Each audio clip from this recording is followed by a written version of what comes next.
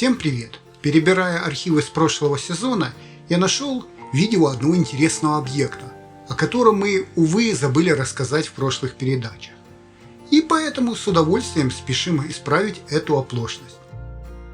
Как вы наверняка поняли, речь пойдет не о горной системе на юге Центральной Азии, а о заброшенной, некогда сверхсекретной радиолокационной станции на границе с Румынией.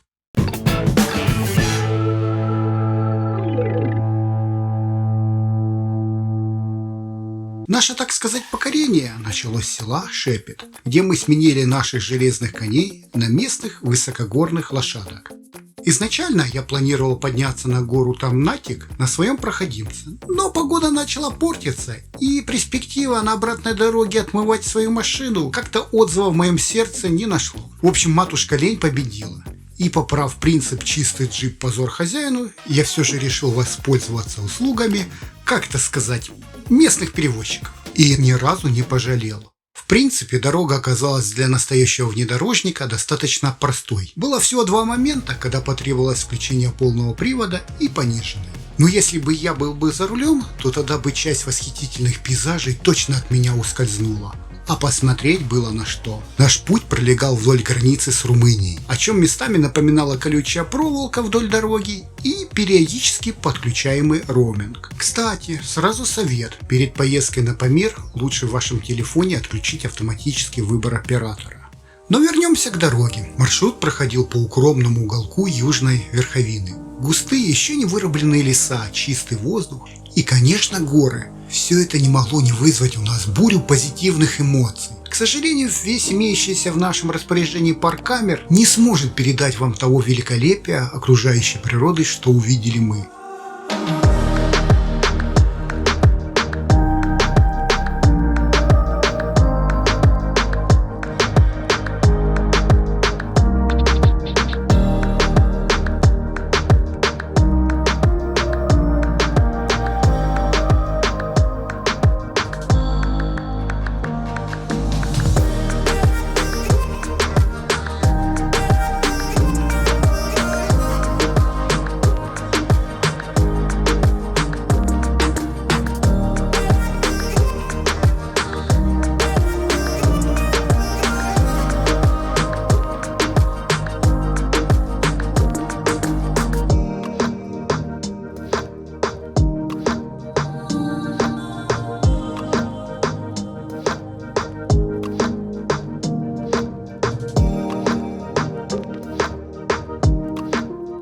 Но теперь, собственно, пару слов о том месте, ради чего мы затеяли всю эту поездку. Радиолокационная станция Памир, или объект П-40, был когда-то очень засекреченным военным объектом на границе с Румынией, и таковым оставался аж до 1995 года. Так как расположенная высоко в горах, вдали от городских помех, станция с высоты 1565 метров могла при помощи своих 5 антенн контролировать воздушное пространство от берега Турецкого до Балтийского побережья. Для обеспечения этого комплекса рядом на горе построен целый военный городок, инфраструктура которого могла обеспечивать автономное проживание 100 человек в течение полугода. Для этого там помимо жилых помещений были построены своя резервная электростанция, склады, хлебопекарня, баня, прачечная, ну и прочие помещения.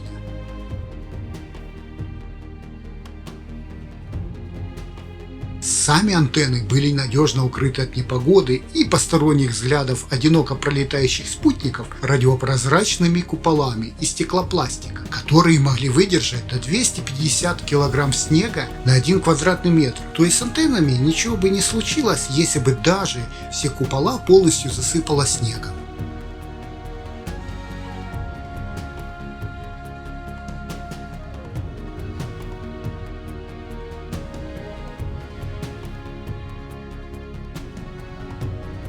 Станцию, как я уже говорил, закрыли в 1995 году. Оборудование, что не смогли вывезти, разграбили. Кто разграбил? Ну, кто обычно грабит такие объекты? Ну, неважно. Главное, что купола остались, и теперь они являются местной туристической достопримечательностью. Они служат отличной локацией для всяких там крутых фотосессий, видосов, свадеб. Да что там свадьбы? Тут даже фестивали проводятся. Ведь помимо куполов, с вершины горы открывается потрясающий вид на Карпаты. как на южную часть украинских Карпат, так и на румынскую Трансильванию. Вот так смотришь с Памира на румынскую территорию и сразу представляешь, что там в глубине гор, над перевалом Барго, когда-то давным-давно тенью Бэтмена скользил в поисках своих жертв мрачный и элегантный граф Дракула. Романтика. Здравствуй, Габриэль. Это твой серебряный кол? Мы не виделись сколько? 300? Может, 400 лет? Неизвестно, долетал ли сюда этот граф, но вот недавно на Памир на какой-то ляд народ умудрился затянуть целую Теслу. Ну как тебе такое, Илон Маск? Время, отведенное на посещение этой локации, заканчивалось. Тем более погода начала портиться, и мы поспешили вниз к нашим машинам. А тем, кто еще не устал от моего повествования, вот маленькая нарезка о нашей обратной дороге. А пока смотрите эти кадры, вспоминайте лайкать, а кто не подписан, еще подписываться. Можете даже швырнуть в нас донатами. Мы вообще не обидимся, а скажем спасибо и постараемся вас радовать, несмотря на трудное время, еще выпусками о интересных местах Украины. Всем пока!